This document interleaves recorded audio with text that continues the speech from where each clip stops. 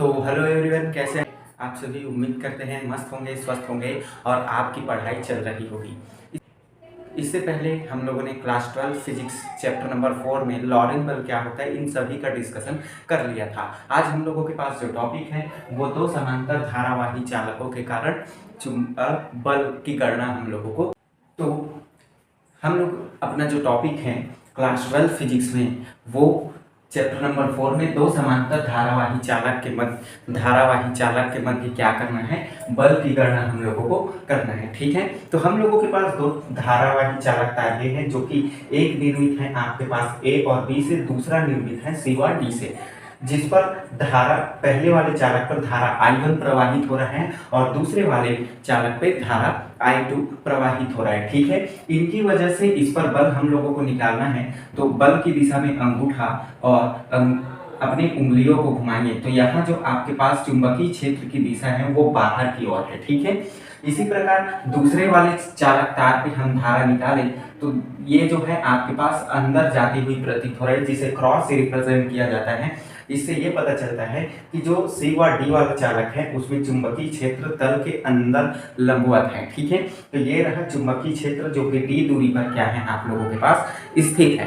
तो मान लीजिए ए बी और सी डी दो चालक हैं जो एक दूसरे से समांतर दूरी पर स्थित हैं। ठीक है, जब समांतर दूरी पर स्थित हैं तो हम ये जानते हैं कि दोनों की वजह से इस पर बल जो है आरोपित हो रहा है अंदर की ओर। ठीक है, तो इन चालक ए बी पर क्या प्रवाहित हो रहे हैं, धारा I1 प्रवाहित हो रहे हैं। ठीक है, तो यहां लिखते हैं चालक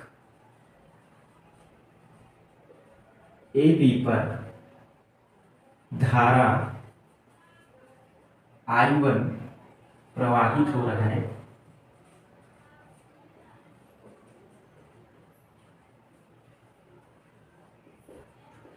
जिसके कारण उसके चारों ओर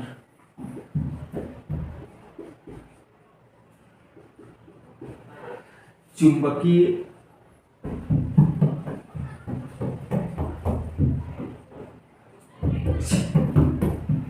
क्षेत्र उत्पन्न हो रहा है।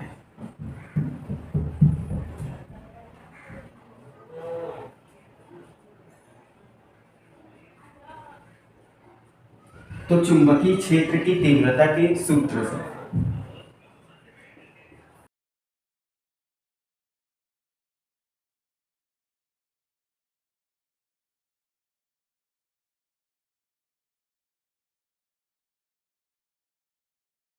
तो चुंबकीय क्षेत्र का तीव्रता क्या होता है, B इज इक्वल टू आपको मिलेगा ये म्यू नॉट डिवाइडेड बाई 4 पाई।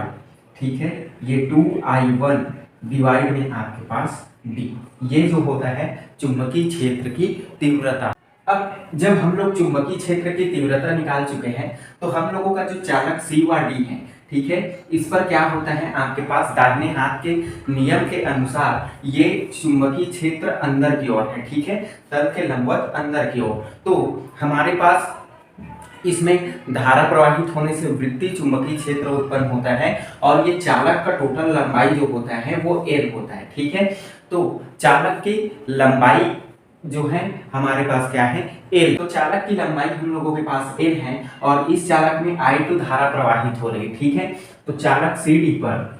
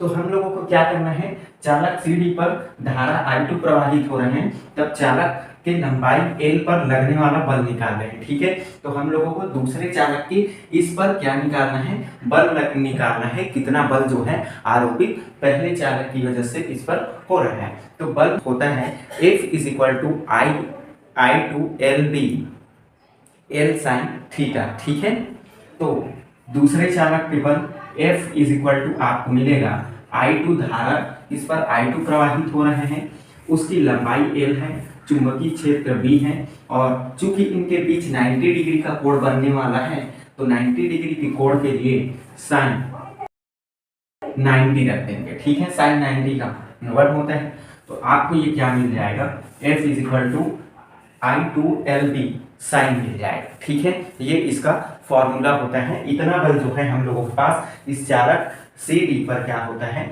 आरोपित होता है।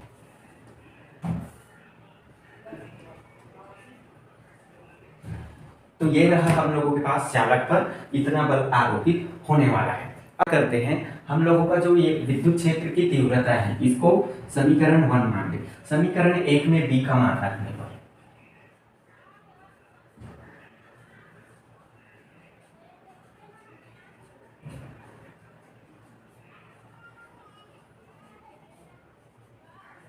B का मान रख दीजिए आपके पास।